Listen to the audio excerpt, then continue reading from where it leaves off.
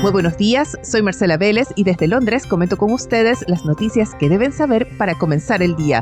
Bienvenidos a Primer Click de Diario Financiero. Muy buenos días, es martes 2 de octubre, bienvenidos a Primer Click. Las noticias de hoy nos llevan a Medio Oriente, nos tienen también con la mirada en las cifras laborales de Estados Unidos. Nike va a ser la protagonista de la apertura y hay buenas noticias para Brasil. ¿Recuerdan cómo al final del podcast ayer decíamos que la reacción del mercado a la tensión en Medio Oriente había sido prácticamente inexistente, pero que no había que quitarle la mirada a este conflicto? Pues bueno, ayer tuvimos la confirmación de que este es una fuente de riesgo real, tanto político como financiero.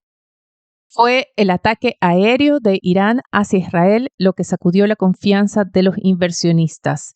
Vimos cómo estos salieron de las acciones y buscaron refugio en activos como el oro y también el dólar, mientras las acciones estadounidenses cerraron con bajas para iniciar el mes y el petróleo subió a su mayor nivel en una semana.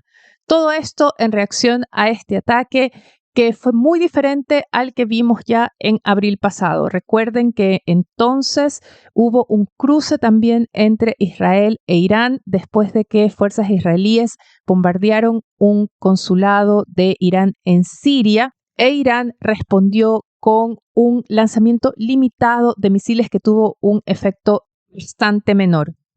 Lo que vimos ayer es distinto. El ataque fue sorpresivo. Irán lo justificó como una respuesta a la campaña que ha lanzado Israel contra Hezbollah, contra Hamas, llevando incluso a una operación terrestre de fuerzas israelíes en Líbano. Y aunque la mayoría de la docena de misiles fue detenido por el escudo antiaéreo que tiene Israel y el impacto fue menor, bastante limitado, se habla solo de una persona fallecida, la forma en que se dio, el momento en que se da con Israel respondiendo de inmediato con nuevos ataques cerca de Beirut, crean un escenario de mayor tensión.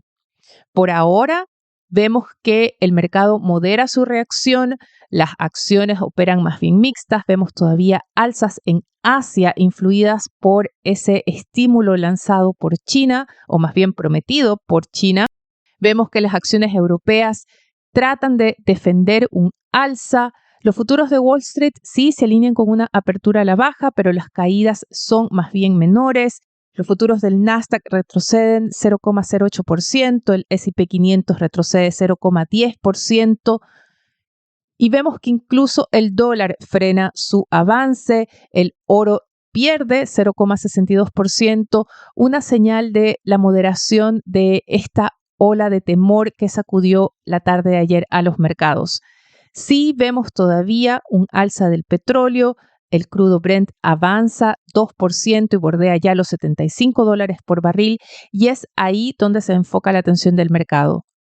Por ahora hay la idea de que ni Irán ni Israel quieren ir a una confrontación total, a una guerra frontal, y todas las miradas se concentran en cómo va a responder Israel a este ataque. Benjamin Netanyahu, el primer ministro israelí, fue muy firme, tuvo un tono muy distinto al que tuvo Israel en abril y dijo que va a haber una represalia fuerte, que Irán cometió un grave error y que será castigado por ello.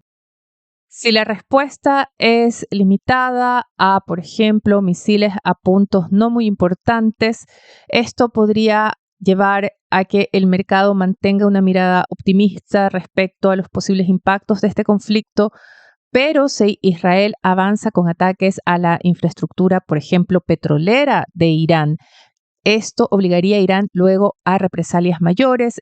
Es decir, se podría pensar en un escenario de un escalamiento de la violencia y regionalización del conflicto. También se golpearían las expectativas en el precio del petróleo y el temor es que de extenderse podría generar nuevas presiones inflacionarias. Un punto preocupante es que Netanyahu está bajo mucha presión para responder con mano dura. El 7 de octubre se cumple un año del ataque de Hamas en Israel. en el que murieron más de 1.100 personas y se tomaron más de 250 rehenes, de los cuales un centenar continúan sin regresar.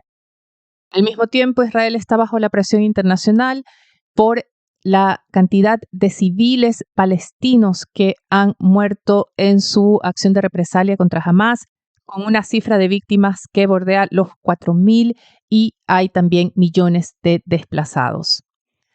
El mercado va a seguir atento a lo que pueda hacer Israel hoy o en los próximos días. No hay muchos eventos económicos que distraigan la atención del mercado, tampoco banqueros centrales con conferencias que vayan a capturar la atención de Wall Street, aunque hay varios en agenda.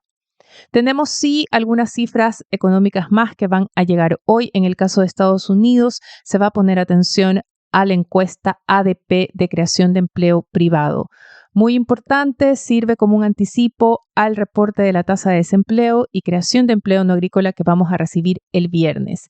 Y ya ayer la encuesta de ofertas laborales mostró un resultado sorpresivo, confirmó una expansión del mercado laboral y se cree que la encuesta ADP de empleo privado que se va a publicar dentro de las próximas horas confirmaría efectivamente que hubo una creación mayor de empleo en septiembre. Dos empresas se pelean el protagonismo en la sesión de hoy. El mercado está a la espera del reporte de ventas del tercer trimestre de Tesla. Mientras, Nike ya entregó anoche sus cifras y estas no fueron positivas. Reportó una caída de 10% en sus ventas del último trimestre y esto hace que sus acciones estén cayendo más de 5% antes de la apertura de Wall Street. Revisemos algunas noticias regionales. Ayer asumió finalmente Claudia Sheinbaum como nueva presidenta de México. DF Sud recoge los principales puntos de su discurso inaugural. Hizo un homenaje, como era de esperarse, a la gestión de Andrés Manuel López Obrador. Puso un sello bastante feminista en su discurso, prometió continuidad, pero en un intento de calmar un poco el temor del mercado, aseguró que mantendrá la independencia del Banco Central de México. También dijo que va a fortalecer, a impulsar las inversiones y dijo a los empresarios que deben tener certeza de que las inversiones van a estar seguras en ese país. En una buena noticia para Brasil, la agencia Moody's elevó la calificación de deuda de este país y le puso una perspectiva positiva. Brasil queda así a un nivel de volver al grado de inversión que perdió hace una década. Sin embargo, analistas advierten que para volver a ese nivel que le abriría las puertas a las acciones brasileñas y otros activos de los portafolios de grandes inversionistas institucionales, también extranjeros, hace falta todavía un esfuerzo mayor en la consolidación fiscal. En Chile, el índice de actividad económica de agosto fue más débil de lo esperado, mostró un crecimiento de en torno a 2,3%, las apuestas estaban en torno a 4%, y Diario Financiero destaca que hay un ajuste en las expectativas en el mercado para el PIB de este año, que se ubica con un crecimiento de en torno a 2,5%. Otros titulares en la edición de hoy de Diario Financiero destacan la reforma a las ISAPRES que presentó el gobierno. El proyecto de ley elimina las preexistencias y crea un plan único de salud. Además, un dato muy importante y es que el 75% de los envíos chilenos al mercado estadounidense entran por los puertos de la costa este que cumplen hoy ya un segundo día de huelga. Con esto me despido por ahora. Los invito a que sigan actualizados de las noticias del día y más visitando nuestro sitio web de f.cl y de fsud.com con las noticias de negocios de Latinoamérica. No dejen de darnos su calificación, su comentario en cualquiera sea la plataforma que estén escuchando este podcast. Eso nos va a ayudar a crecer. Gracias desde ya. Les deseo que tengan un buen día. Nosotros nos reencontramos mañana.